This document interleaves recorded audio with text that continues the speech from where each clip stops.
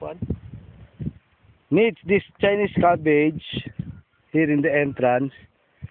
Although they're really huge already, but will be harvested after Holy Week. That means April, second week of April.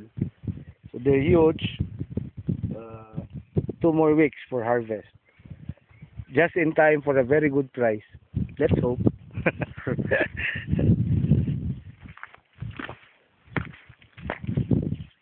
2 more weeks for the harvest of this. So they're huge.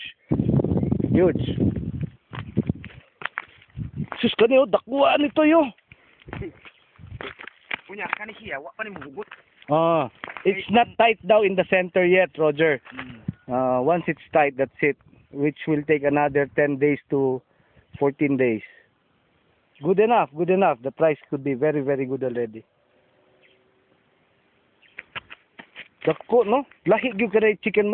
Mao na maghimutag gamay bank storehouse diha kay makakuha ko chicken manure nimo. Lit. Oh. Okay, knock it off.